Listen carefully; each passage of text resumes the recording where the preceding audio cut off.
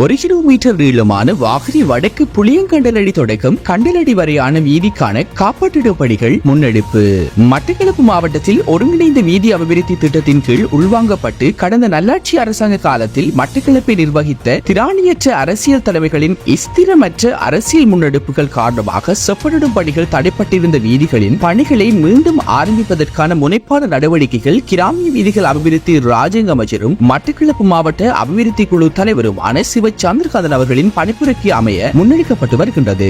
அந்த வகையில் கோரளை பெற்று வடக்கு வாகரி பிரதேச செயலாளர் பிரிவில் வாகரி வடக்கு கிராம சேவகர் பிரிவுக்குட்பட்ட புளியங்கண்டலடி பிரதான வீதிக்கான காப்பாற்றிடும் பணிகள் முன்னெடுக்கப்பட்டு வரும் நிலையில் மேற்படி வீதிக்கான நேரடி களவிஜயத்தினை தமிழ் மக்கள் விடுதலை புலிகள் கட்சியின் பிரதம பொருளாளர் ஆறுமுகம் தேவராசா, மாவட்ட அமைப்பாளர் அருண் திருநாவுக்கரசு ஆகியோர் முன்னெடுத்திருந்தனர். கிராமிய வீதிகள் அபிவிருத்தி ராஜாங்க அமைச்சின் விசேட பணிப்புரைக்கு அமைய மட்டக்களப்பு மாவட்டத்தில் குறித்த ஒருங்கிணைந்த வீதி அபிவிருத்தி திட்டத்தின் ஊடாக ஆரம்பிக்கப்பட்டு இடைநிறுத்தப்பட்டுள்ள வீதிகளை செப்பனிடும் பணிகள் கட்டம் கட்டமாக மீண்டும் ஆரம்பிக்கப்பட்டு வருகின்றது. அந்த வகையில் வாகரி பிரதேசத்தில் மிக முக்கிய வீதியாக கருதப்படும் குறித்த வீதியினுடைய பணிகள் மீண்டும் ஆரம்பிக்கப்பட்டுள்ளது. வீதியானது வாகரி வித்தியாலயம் மற்றும் வைத்தியசாலை என்பன அமையப்பெற்ற முக்கிய வீதியாக காணப்படுவதோடு கண்டலடி மீன்பிடி துறைமுகத்துக்கான போக்குவரத்து சாலையாகவும் காணப்படுகின்றது. அத்தோடு அண்மையில் கிராமிய வீதிகள் அபிவிருத்தி ராஜாங்க அமைச்சின் 2.4 மில்லியன் செலவில் நிர்மாணிக்கப்பட்டு மக்கள் பாவனைக்கு கையளிக்கப்பட்ட வாகரி கண்டலடி மீன்பிடி துறைமுக கிராமிய பாலமும் குறித்த வீதியில் அமைந்துள்ளமை குறிப்பிடத்தக்கது.